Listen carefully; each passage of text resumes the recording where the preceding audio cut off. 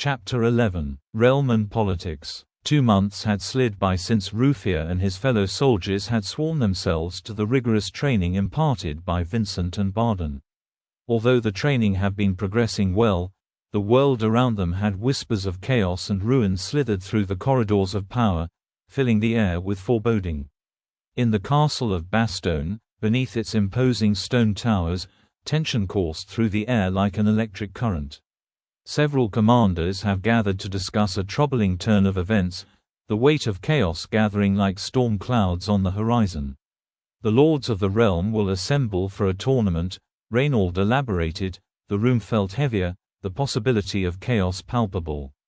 His voice steady but eyes betraying worry. "I fear it is a prelude to something sinister," Reynauld proclaimed. "What do you mean?" came the sharp response from one of the attending officers, disbelief lacing his tone. "Within a week, our Lord will make his way to Caron," he said, positing a grim narrative fraught with anxious implications.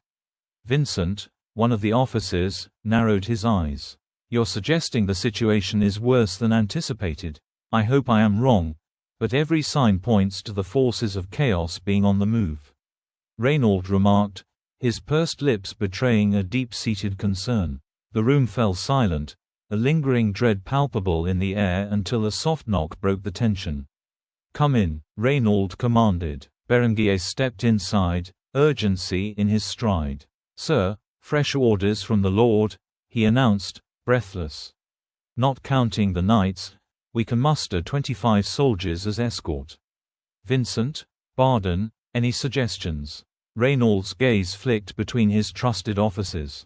Vincent straightened, a look of authority in his eyes. "The 7 we trained can hold their ground. They've shown great potential." Barden hesitated, his eyes darkening as he considered the implications of their conversation. "I agree with Vincent, but I have concerns about Ruffier." "About Ruffier? What do you mean?" Reynauld pressed. "He's too eager," Barden replied, his voice low and measured. "Every day, he trains harder than the rest. It's admirable, but it hints at something else, a hunger that borders on recklessness." "Are you suggesting we don't bring him?" Reynauld asked, furrowing his brow. "Not at all," Barden countered. "Just that we keep a closer eye on him. His enthusiasm could either be a boon or a curse." "Recklessness can be a double-edged sword," Reynauld acknowledged. "Bring him along. I will fill the rest of the spots." Later that afternoon, Ruffier found solace in the chapel, immersed in the flickering candlelight. He sat at a wooden table, scribbling letters alongside Rassiquin, who patiently corrected his every mistake. Ruffier's brow furrowed with concentration, but there was triumph in his manner. Rassiquin, though humble, felt a swell of pride, for it was more than just reading and writing, it signified Ruffier's growth beyond mere swordplay. "I see you are improving, not only in combat but in reading as well," Rassiquin commented, admiration coloring his tone. "I couldn't do it without your support. It might prove useful in the future." Ruffier replied, his smile brightening the dim chapel. Rassiquin delved deeper. "How have your dreams been? You mentioned them last time we spoke." Ruffier frowned slightly. "I haven't dreamed much since then. But when I do, they're nightmares. Battlefields, death, destruction. A woman's voice saves me at the edge of despair." Rassiquin stood still, pondering the gravity in Ruffier's words. "Those dreams sound less like mere nightmares, and more like messages," he finally said. "Messages?" Ruffier echoed, curiosity piqued. "The Chaos Gods may be attempting to ensnare you. But the lady, she's protecting you," Rassiquin explained, the weight of tradition seeping into his tone. "Such dreams aren't unheard of with Grail Knights, yet it's very rare, for the common folk receive such blessings too. You, Ruffier, are blessed with irrepressible spirit." "Why me? I'm not that pious," Ruffier asked, bewildered. "Remember, the lady blesses those she deems worthy," Rassiquin explained. "But what is the irrepressible spirit?" Ruffier echoed, puzzled. "It's a rare gift, a boundless zeal, a will that surges against despair. It empowers you to heal swiftly from your injuries," Rassiquin elucidated. "What plan could the lady have for someone like me?" Rufia pondered aloud, uncertainty clouding his brow.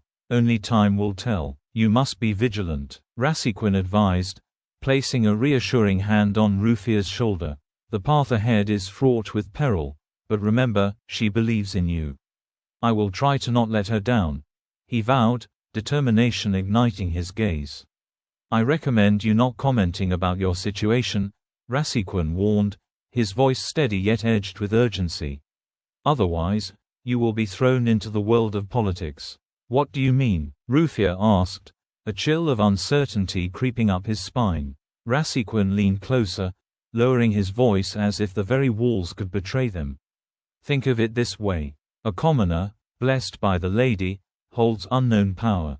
Religious orders and nobles would kill for such influence, and should they see you as a pawn, they would either enlist your aid or destroy you if you resist. Worse yet, you're currently serving in the Bastonian army. What do you think will happen to the duchy? It could be accused of harboring heretics. Tensions would rise between the fellow lords and the nobles of Bohemond. Our lord already has his share of enemies, many lurking even within the court. Rufia's brow furrowed, the weight of Rassiquin's words pressing down like a hammer on an anvil.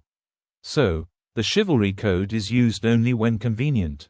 Not all, Rassiquin replied, shaking his head. Some take it seriously, while others only seek to expand their power. Corruption is everywhere, Rufia. You must tread carefully. This world is a smooth, glittering facade, beneath which lies a murky abyss. Rufia sighed, a tumult of thoughts swirling in his head. It's more complicated than I thought. Just thinking about it gives me a headache. Rassiquin chuckled. Should you one day go to the capital, you will understand, my friend. With an innately uplifting air, Rassiquin decided to conclude their studies for the day, moving to extinguish a few flickering candles.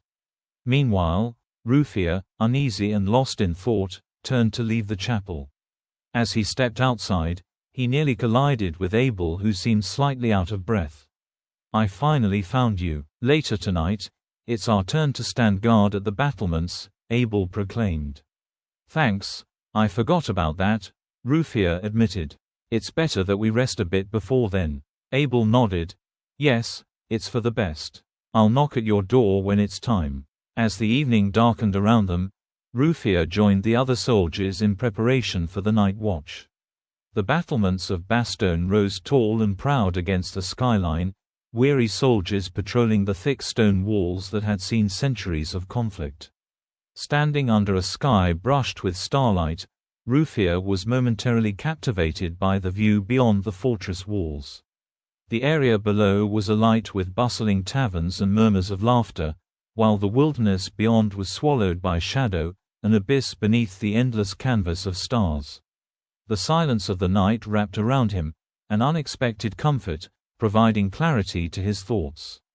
Memories of his family washed over him like waves against a rocky shore.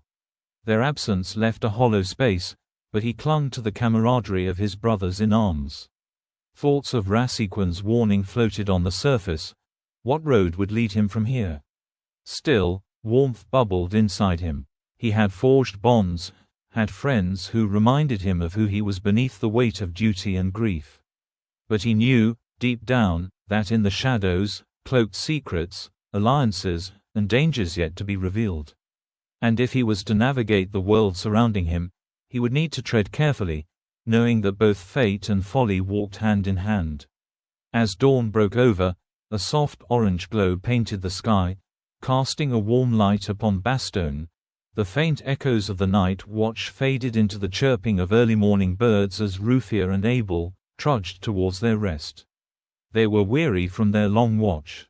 Yet, as they approached the barracks, they were halted by a trio of guards, their expressions stern. Among them stood a figure dressed elegantly, a scholar's cloak falling gracefully around his shoulders, accentuating the sharp lines of his face. "Hold, what are your names?" the guard barked, the air thick with authority. Rufia and Abel exchanged a brief, puzzled glance. "I'm Rufia, and this is Abel. We just came from the watch," Rufia replied, a hint of irritation creeping into his tone. The scholar stepped closer, his impressive aura almost tangible. "You are soldiers under the care of Barden and Vincent, correct?" "Yes, we are," Rufia affirmed, curiosity blooming in his mind. "Good, the last two are done. During the afternoon, there is a gathering. Both of you are to report to the war room near the commander's office," the scholar instructed, his voice smooth yet firm. Understanding the weight of his words, Rufia and Abel nodded, and as they continued on, Abel broke the silence. "It's probably a mission, isn't it?" he mused, squinting against the sunlight. Rufia sighed, a sense of unease creeping in. "Could be, but if they were looking for us specifically, I fear it won't be a simple mission," he replied. "By the lady, don't talk like that. There are enough rumors around to freeze me in place," Abel countered, shaking his head. "Whatever it may be, we have each other's backs. Don't worry much. See you later," Rufia said before they parted ways, each immersed in thoughts of the gathering to come. Hours later, as the sun reached its zenith, the tension in the war room was palpable. Among the room full of people, several familiar faces lined the walls: Walter, Sigrid, Rainier, Abel, Goderoy, Rassequin, Reynold, Barden, Vincent, and Berengier. Almost everyone that Rufia knew was there. Reynold addressed them with a commanding presence. "During our journey, we are to escort our lord to the capital. Each of you will have your share of duties. We will have 2 stops along the way." In the midst of Reynold's briefing, a figure caught Rufia's eye. A young squire paced amongst the soldiers, inspecting them as if they were livestock. When the squire stopped in front of Walter and Goderoy, Rufia felt a flicker of unease, but it was when the squire's gaze latched onto him that cold dread settled in his stomach. "Oh, you have the audacity to lock eyes with me, soldier. I could have you hanged, drawn, and quartered," the squire sneered, a cruel smile twisting his lips.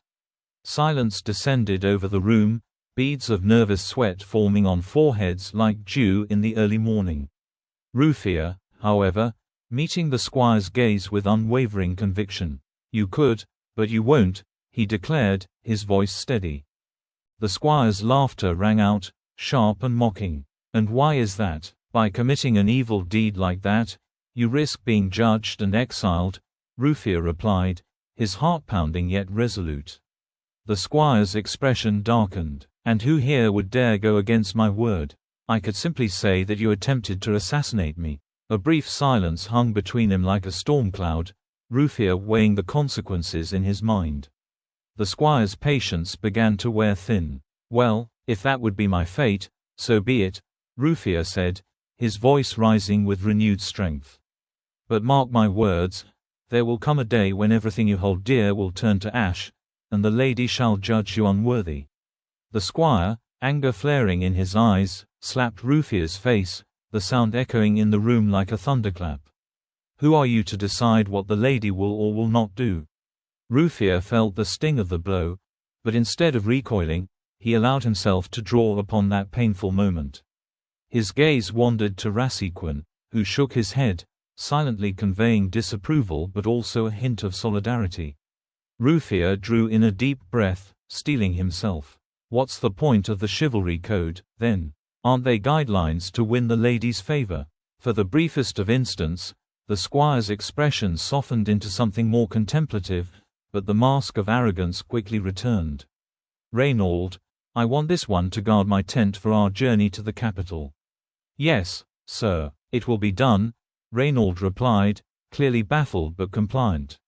The squire exited the room, leaving behind a charged atmosphere. Once the briefing concluded, Reynold swiftly approached Rufia and, in a rare display of frustration, punched him in the head. "You idiot, do you know how much trouble and paperwork you could have caused? Pull a stunt like that again, and you'll be cleaning the garderobe for a whole year. Do you get me?" "Yes, sir," Rufia answered, rubbing the back of his head and feeling a mix of pride and dread. As the team readied themselves to leave, Rufia found himself surrounded by friends and fellow officers. Vincent leaned closer, his brow knit with concern. "You do realize how lucky you are, right?" Barden nodded fiercely, clearly exasperated. The last thing I wanted to see before we left was you hanging from the gallows." Goderoy joined in, a hint of curiosity in his tone. "Do we even know who that squire was?" Berenguer stepped forward. "His real name remains unknown, but we know he serves Bohemond and that he claims his family name." "What name?" Rainier asked, eager to uncover the mystery. Berenguer continued, his voice a conspiratorial whisper, "He goes by Melusine." Goderoy's eyebrows shot up in recognition. "Wait, that name, I heard it in the tavern. Melusine is one of the fallen noble houses in Longueuil." Racicon then interjected with keen insight, "There was word that the house fell victim to political intrigue some time ago. I'm surprised that one from that bloodline is here."